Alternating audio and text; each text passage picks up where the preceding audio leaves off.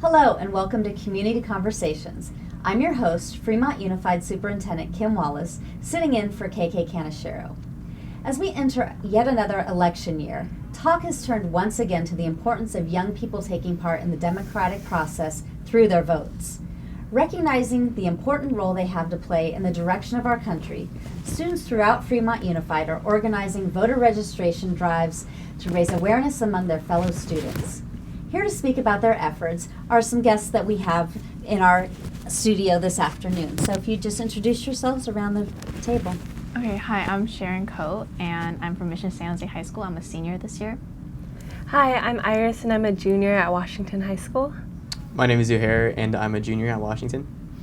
I'm Alex Starr, and I'm from the League of Women Voters of Fremont, Newark, and Union City. Great. So thank you all for joining us this afternoon. This is a really relevant topic, and even though we're not quite in election season yet, it's never too early to start, and we want to make sure that our students are well informed about what their rights and responsibilities are as citizens in a democratic society. And so we're just looking forward to hearing what your thoughts are about why you think it's important to vote, what you think might be inspiring to get your friends and fellow students involved in this. And so I just want to just kind of talk to you generally about voting in general. So what is your understanding? Why is it important that anybody vote?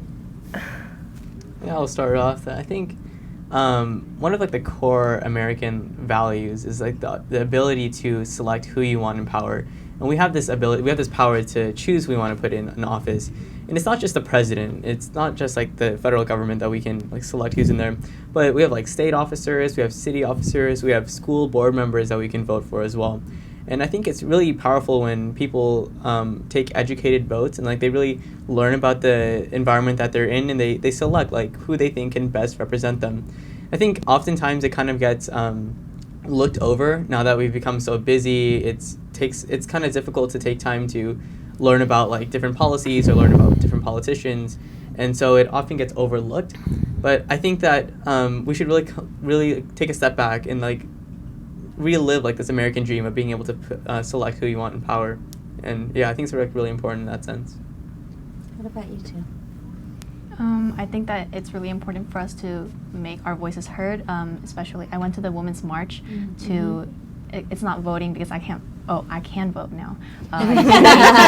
But when I went, I just turned 18 and there's no voting right now. So that was one way that I could actually participate. And I brought a poster rooting for women's rights and abortion rights.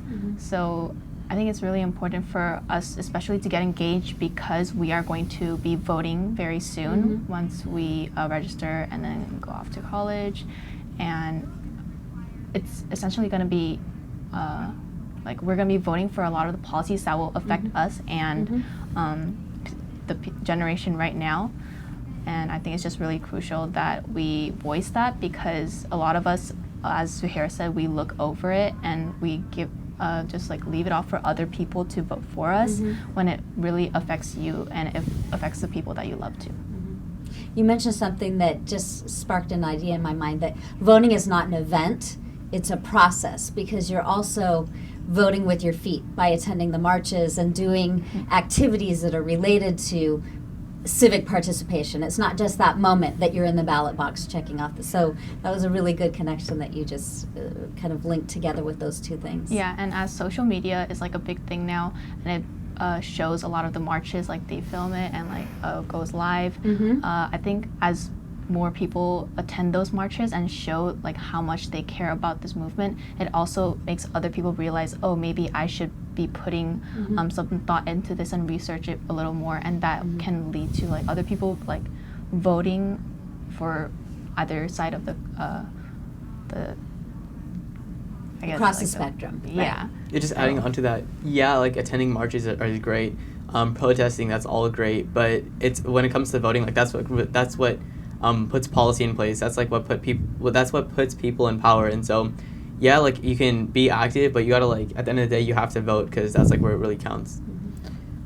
Yeah, What about you? What are your thoughts on the I importance of voting? I definitely think being active is one part in being engaged civically in your government, and it's really important nowadays that students know that we have a voice to express and that we have the ability, because living in California, it's kind of difficult that we're in such a bubble of a very democratic society, but many students feel as if their voices aren't being heard or voiced out because of the way that our government functions, and they're not aware that, as Zuhair said, we can vote for other representatives in a local and primary election. So I feel like it's very important to raise awareness for these issues and essentially educate everybody about the importance of voting and how we can essentially be involved and actively engaged in our government. Right. This And is from good. your perspective, well, this yes. is good to hear. Yes, isn't it exciting? I couldn't vote when I was 18. They didn't change the law until after I turned 21. No. So it's you have an opportunity that I never had. The other thing that impresses me is that you talk about the power of voting, but actually what you're doing is, I feel, is that you are enabling others to serve you. I like to think of it that way. I don't like to think of them as powerful. I like to think of them as your servants, because we pay their salaries through our taxes. My father was an immigrant. I don't look like it, but my father was an immigrant, and the two things he said to me is get the best education you can, and number two, vote, because it's so important, because where he came from, they couldn't vote. So it makes a big impression. To have the youth now engaged, it's wonderful. Isn't it? It's just terrific. I remember registering to vote when I turned 18, and I've never missed an election. I voted in every single, even the teeny tiniest election. Yes, I yes. feel like it is part of what I am supposed to do as a person who lives in this country, and I think that having that practice and that expectation of yourself to continue to be involved. So let's talk about your peers now then. So what do you think about, we hear statistics often about low voter participation among the 18 to 24 age range. I feel like there's a shift, and that we may have more students and younger people involved in voting as a result of some of the recent things that have been going on in the country. And so talk to me about, why do you think it's been low? And do you really have hope that things will be changing, that more people will be involved? Well, I think I'll just start off. I think it was low because young people didn't think that they would have any influence on the government. I think that changed when a younger, more diverse candidate ran for president. I think that engaged a lot of youth.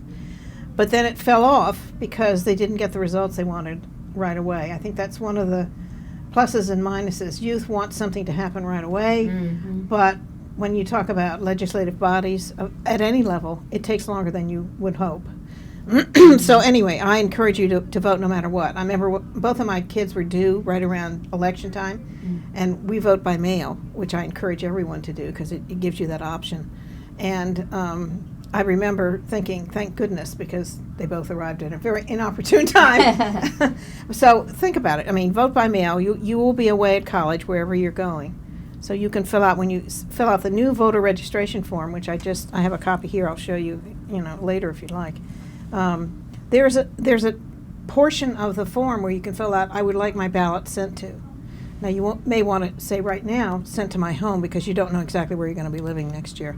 But you can always change that too. You can re-register.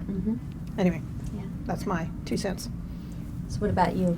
What do you think about what's been a deterrent, or what the low voter turnout and young people has been up to this point? And do you think there's going to be an upswing in that? I think, as she was saying, was like, I feel like what the younger people want to see is like they want to see their voices being heard, but also I think they want to be heard on topics that they care about. So I feel like today's issues really like impact let's say like college students or high school students. That's why so many high school students are really active right now, because it hits home. And so I feel like if students can eventually grow up and then vote on like policies that impacted them when they were younger, like remember how they felt when they were younger, that's like really important, really powerful. Yeah, same. I think a lot of us really underestimate the amount of power we have. Millennials are often scrutinized for being kind of uncaring and, very focused on the present and not looking towards how these decisions can affect them in the future. But really, we're a large voting force, and the whole movement of the Parkland and how that's affecting sort of a chain of events that's going on. It's really amazing, because it's crazy how much influence we actually can have and the difference that our generation can make. And I feel like that's becoming a lot more prevalent in today's society, where it's a lot more emphasized that, you know, we can make a difference. And, you know, even though this whole conflict over individualists, it's really important that to see that, you know, how we can have an active role in our government and what difference that we can make. Yeah, and I think because of the Parkland shooting, and these are people, like, it could have been us too. That was like, we could have had a shooting at our school too. It could happen anywhere, and just I think people are starting to realize that it could be us, or it could be affecting someone that we love. It could have already happened, which is like really unfortunate, and we have to like learn to stand up for what we believe in, because it's not just someone from across the country that's getting affected. It's essentially like affecting us too. And do you think social media has helped with that awareness of what's going on in other places? Yeah, definitely. With like it's so much easier to share your story now. You can just like Facebook Live something and people will see it, or you can like share a photo and it'll get spread all around. And like that's what really helped. Snapchat really helped out students like this year during those protests, because like so many students were out there, like they're sharing what they thought. And I think even like when you are in like situations where like emergency type situations, social media helps then too. So in terms of like elections, yeah, like young people are on there and it helps out. I think definitely a huge part of it is peers look for each other and the leaders in their community to see what they're supporting and how else they can get involved. So it's a great way to express your opinions and your political beliefs, and also create sort of a ripple effect that other people will realize that these are important issues, and, you know, if someone is getting involved, how may I join them? You know, how can I be that force? Yeah, when there was a national school walkout, I think through social media, like social media has played such a big part, because we could see recordings of like a school across, like many schools across the country also participating. And I think when you see people your age also like participating and caring so much about this, you start to think like, oh, like I care about this too, and it's not just me, it's like a lot of other people that care too. That there's a movement behind it, Yeah. not just you. It's powerful to see all of the young people coming together and saying, we have a voice, we have something we care about, we want to see change. But then voting is just a piece of that, of course.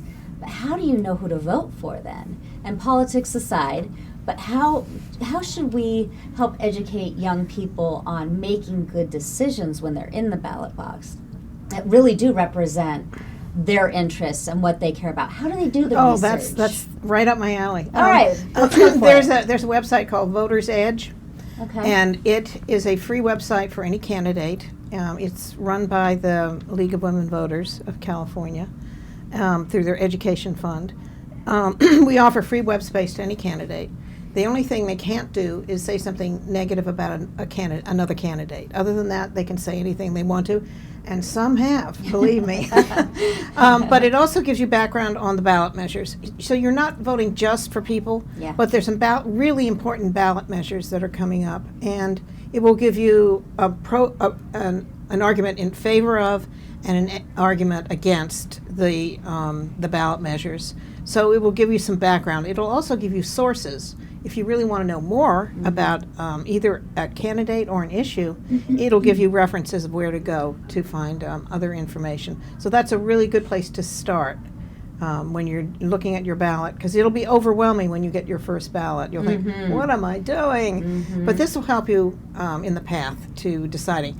And the other thing I really want to emphasize is you do not have to vote for everything. Right. If you don't know anything about 2 or 3 candidates that are running for an office, you don't have to vote for that office. It doesn't invalidate your ballot. Right. So if you just want to vote for one person or one issue, that's okay. It's absolutely okay. So don't feel overwhelmed. Yeah, the don't first feel time. like it's a test where you have to fill Yes. in every bubble. Exactly. Otherwise Oh you my get penalized. Yes. Standardized testing. I know, we've been a little too well trained in that area.